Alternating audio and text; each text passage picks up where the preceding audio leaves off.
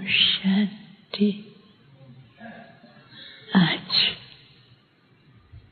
सद्गुरुवार के दिन आप सबकी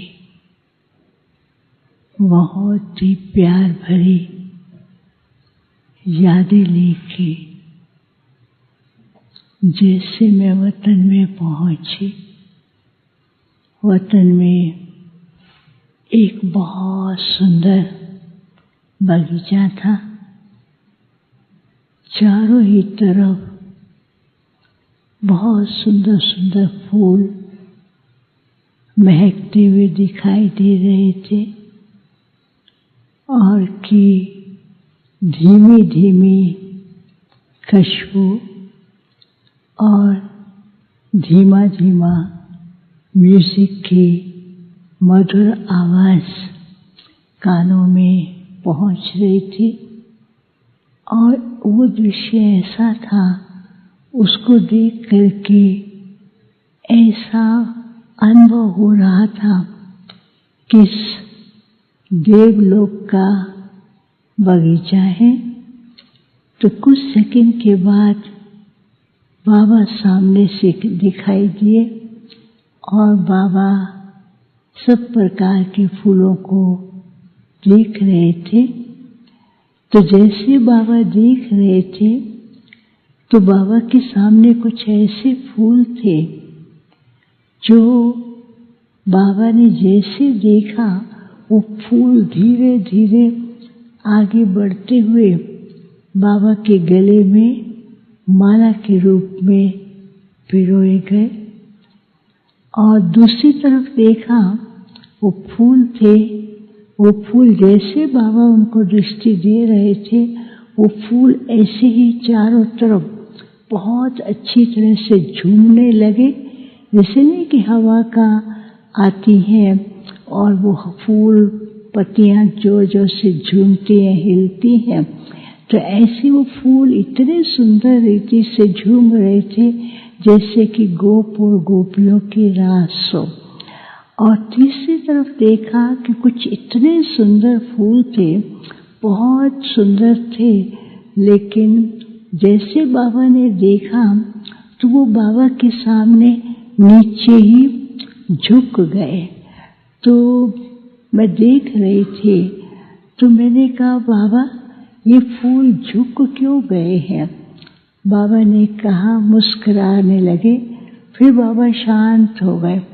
तो बाबा ने कहा, देखो बाप ने जो पहले प्रकार के फूल देखे, आज तो बाबा जो है अपने संगम युग के चैतन्य बगीचे के देख रहे थे। इस बगीचे में हर फूल इतना सुंदर है, इतना श्रेष्ठ है, एक एक का वर्णन करें वो भी कम है। जैसे बाप की महिमा अपरम अपार है, ऐसे बच्चों की महिमा भी बहुत ज़्यादा है। तो बाप बच्चों की विशेषताओं को देख करके खुश हो रहे हैं। तो फिर बाबा ने कहा, पहले प्रकार के जो फूल देखे वो वह बच्चे हैं जो बाप को पहचानते ही बाप के ऊपर एकदम समर्पण, न कुछ सोचा, न आगे सोचा, न कुछ मन में संकल्प किया, बाप के ऊपर ऐसे समर्पण हो गए जैसे कि बाबा ही सब कुछ, हमारा परिवार है। तो दूसरे प्रकार के फूल बाबा ने कहा वो ये फूल हैं, वो बाप को सामने रखते हैं, बाप की सेवा में भी अच्छे पुरुषार्थी हैं और स्वयं भी पुरुषार्थी अच्छे हैं, लेकिन कोई न कोई ऐसी उनके सामने संकल्प की क्या कहे दीवार है जो कि उसको संपूर्ण समर्पण होने में आगे नहीं बढ़ने देती। वो है कुछ न कुछ मन के अंदर कई प्रकार के संकल्प हैं। तो तीसरे प्रकार के फूल जो बाबा ने देखे तो बाबा ने कहा, ये फूल बहुत सुंदर है, बहुत सेवा करते हैं, बाप से प्यार है, सेवा से प्यार है, पुरुषार्थ से भी प्यार है, लेकिन कुछ न कुछ ऐसे सूक्ष्म संस्कार हैं या सूक्ष्म ऐसी बातें जो बीच बीच में इनको पुरुषार्थ से नीचे लाती हैं और सूक्ष्म ऐसी ऐसी अवज्ञाएं हो जाती हैं। तो जैसे बाप के सामने आते हैं तो उनको वो शीशा एकदम क्लियर दिखाई देता है कि अभी ये भी कमजोरी है, अभी इस कमजोरी को भी दूर करना है, अभी जो संकल्प पुरुषार्थ में बाधा डाल रहे हैं उसको भी हमें कैसे दूर करना है। तो बाबा देख रहे थे। फिर बाबा ने क्या किया, जो फूल बार बार झुक रहे थे, बाबा ने खुद झुक करके उन सब फूलों को अपने हाथ में उठाया। तो जैसे एक बहुत सुंदर टोकरी के बीच में गुलदस्ता बन गया। बाबा ने कहा, ये बाप के बगीचे के सुंदर फूल गुलदस्ता है, लेकिन इसके अंदर एक तो रूहानियत की खुशबू, दूसरा समर्पण भाव की शक्ति, और तीसरा बाबा ने कहा कि इनके अंदर अभी और क्या जरूरत है, रियलाइजेशन, चेकिंग और चेंज करने की अथवा अपने को भरपूर करने की।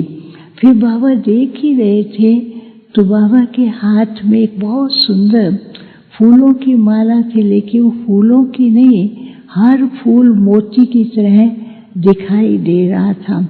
तो बाबा मुस्कुराने लगे।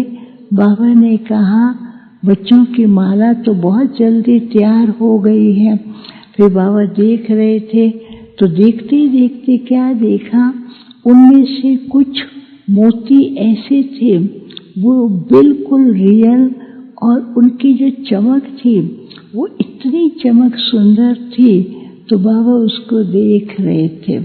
फिर उसके बीच उसी माला में से कुछ मोती ऐसे थे जिनका बाहरी रूप बहुत सुंदर, लेकिन देखते देखते वो चमक और धीरे होने लगी और थोड़ा उसके अंदर परिवर्तन आने लगा। और तीसरे प्रकार के मोती ऐसे थे, चमक तो बहुत थी, लेकिन उस चमक के अंदर क्या था, बार बार चेंजेस आ रहे थे। तो बाबा ने कहा, देखो बच्चे, अभी समय और ड्रामा माला ऑटोमेटिकली बना रहा है, बाबा नहीं कर रहे हैं। समय, ड्रामा और पुरुषार्थ तीन ऐसे साधन हैं जो माला तैयार करने में लगे हैं। जिन्होंने खुद को समर्पण किया और समर्पण भाव से और बिल्कुल ट्रस्टीशिप भाव है, तो वो स्वतः ही माला के दाने के नजदीक पिरोए जा रहे हैं और दूसरे भी पिरोए जा रहे हैं।